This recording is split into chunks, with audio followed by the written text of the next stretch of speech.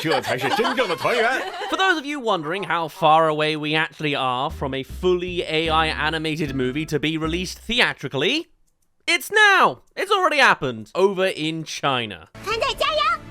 This is The Reunion Journey, and presumably sounds like a better title in Chinese too. Apparently, the premise is about two sibling pandas reuniting, and I guess they go on a journey, so there we go. Kinda sounds like the AI machine just made up the whole story as well, not just the visuals. Because yes, this is a fully AI-generated movie, completed and released commercially. And so far, it's only made a few $1 million. Now, of course, a lot of us would love a few $1 million, but for a movie, that's less AI slop and more AI flop. I do the flop.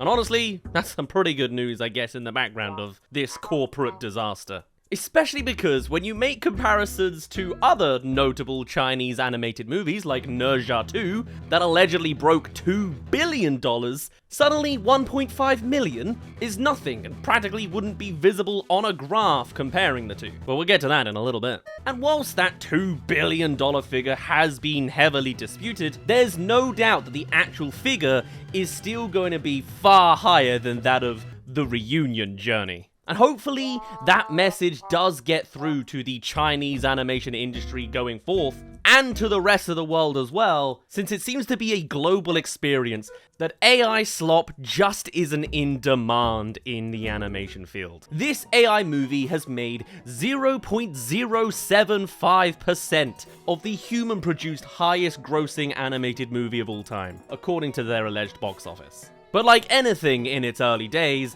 I'm still left concerned that the global market may well see this as more of a showcase of potential. This was proving ground that an AI-generated film can be fully produced, even if it does look like the same generic slop character designs that we've already seen everywhere. Whether it's just the internet or an actual industry giant, doesn't make a difference, it all looks the same. But to be honest, I cannot think of a worse scenario to sit through than a feature-length version of the cute animal sloppy characters you find on TikTok and the like. I don't care how popular the format of Fruit Love Island was, don't put me through that for 2 hours, please. And the reason why the AI people behind this may actually be happier with this paltry box office than most movies soon becomes clear, as well as why greedy companies everywhere would have perked up their ears about this story. Because the actual production for The Reunion Journey cost 1/5 of the regular animation production budget. A stat that we've seen thrown around before, sure, but they always do kind of omit the fact that the reason this happens is because a regular production gives thousands of people employment. With these stats, they always save it like saving this amount of money is a good thing, when in actuality, it's a story about taking money away from workers and just saving money for a wealthy few. Like, when did companies spending money on employing people become a bad thing? As much as budgets for some of these Marvel-level projects can get pretty ridiculous, we get that, with the likes of A-list actor fees being a problematic part of that, sure. Those are still figures representing thousands of people getting work. And we're now seeing this narrative continue to be peddled in some format that not investing in giving people jobs and giving it to a computer to do for you is a positive. This movie was made in under 6 months. And judging by the footage I have, it shows. I don't care that it's impressive that technology can do this now, it's still slop to me. Are these longer shots, or are there just more of them? Either way, it comes out to 90 minutes. Is that an achievement though? It's all the same symptoms we're used to with AI animation stuff. Limited motion in each and every shot, strange fuzzy edges onto the characters, big empty eyes trying to go for those cutesy aesthetics, and the animation in shots with a large group of characters looks like something out of a mobile game. It's all just uncanny, constantly, and now there's just more of them. And they just ripped off Rocket Raccoon and one of the characters in there. It's just outright IP scraping. You can tell where some of the source material was behind this animation model. And that's the final symptom I was really looking for. There's always at least one character resemblance that slips through the AI cracks on this original project. And they have the gall to argue it's fine, the humans were puppeteering the computer. I think that's already a pretty thin line, and not far off the reverse, to be honest. Hey there, thank you for making it to the halfway mark of this video. Come subscribe if you haven't already for more AI animation news. We're not so much doing it every Monday anymore, but we'll poke up when something relevant pops up. Like apparently, the first full movie. Yay. Anyway, enough of the plug. Now to the second half of this video. And they have the ghoul to argue it's fine, the humans were puppeteering the computer.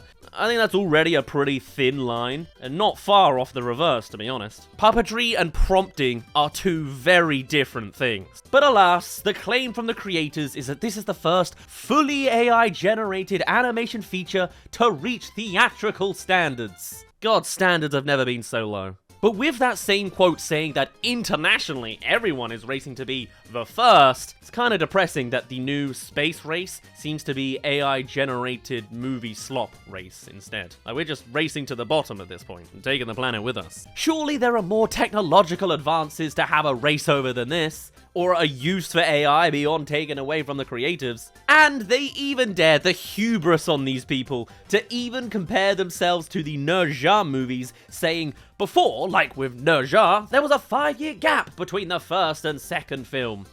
Yeah, and the 5-year gap was clearly worth it. Same with why we're waiting for them to cook with Beyond the Spider-Verse. More often than not, the wait is worth it over rushing something out every 6 months that I guess they want to be the pioneers of now. But taking this time to think something over properly and instead getting a machine to slap it together just seems to be argued as the good thing here throughout. Even with this AI age, we're still going back to that age-old well of quality versus quantity. They took 5 years to make that movie, and look what they did. You took 6 months.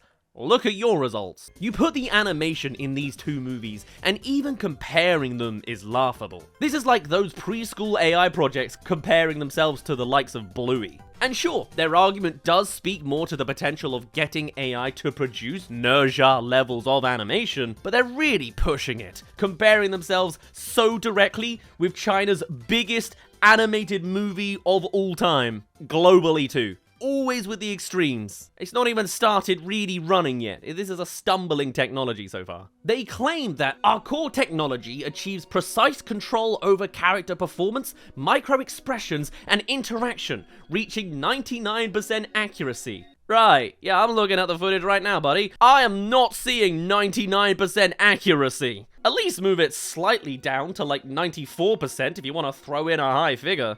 The article in the Global Times says, the team restructured the workflow into 3 main blocks: AI technology, research and development, setting AI aesthetic standards, and AI execution. Sounds like a lot of fluff that doesn't really mean much. But it's arguing that everything you could want from an animator has had some kind of bot to fill in that gap, coming with all the executions along the pipeline as they go. However, traditional roles, because animators are apparently not counted amongst those traditional roles, like director, screenwriter, and art designer, apparently remained. So a screenwriter came up with the most generic, they reunite, they go on a journey. Okay. It also suggests that the art designer came up with the initial imagery, and then it gets thrown into the blender. I also got the gist that the voice actors were humans this time round as well, which we will get into.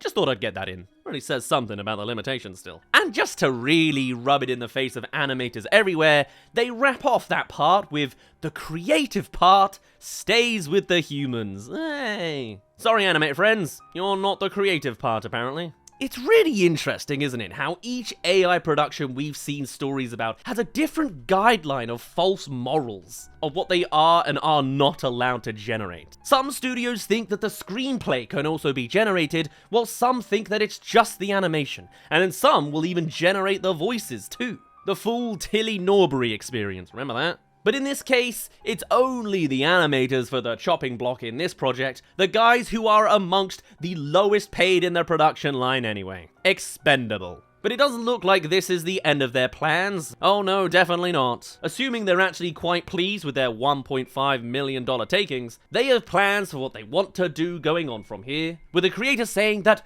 With low costs and a fast iteration, multiple series could be released in a year, like watching Netflix series is in theaters. Bit of an interesting comparison. I don't think they understand Netflix very well, but I don't know if they understand cinema either. But yes, of course, in our era of franchise fatigue, what we want to do is go to the cinema to watch 5 sequels a year to said same franchise. I mean, first of all, who do you think can afford all that at current theatrical prices? Clearly it's not going to be the animators anymore. You've taken away their wages. And movies that are coming out as is are struggling to get back to the 2010s level of box office, and you think we're ready to suddenly quadruple the amount of movies made with your AI slop model? Maybe it's cheaper in China to go to the movies, I don't know. I just really don't think people are asking for more stuff to be coming out like this, like they think audiences are. And at the end of the day, there are 2 takeaways from this story, really. No, it is not the Toy Story moment of AI movies that producers of the upcoming Critters claimed was the first AI-generated feature-length movie. That's one win here, at least. Critters have now lost their thunder with that one. But by the numbers and general attention this has gotten, I would say not a lot of people care. This came out at the end of February, and I'm only now hearing about it. But with the creators feeling more encouraged by their experiences here, it is more than a sign that they aren't quite going to stop. And that AI content on the big screen is slowly creeping in, whilst constantly improving upon itself. You know my position here. I think the authentic human-produced stuff is always going to have the upper hand in authenticity, even if the AI slop does reach industry-standard theatrical quality. However, unlike the people behind this, my thinking is that the reunion journey absolutely doesn't represent that moment. And hopefully, with box office numbers and demand being so low, this inevitable AI wave will similarly have such little influential ripple on the wider world. Everyone's gonna try it once, and hopefully, everyone will AI flop at the same time. But they are getting closer. How many times do we have to teach you this lesson, old man? I think that's the way we get through this. We beat every AI film up once, and then they don't do it again. Or they do, and we just keep beating them up. I mean, hey, exert some energy. Whatever the case, I'm gonna put a pin in it there.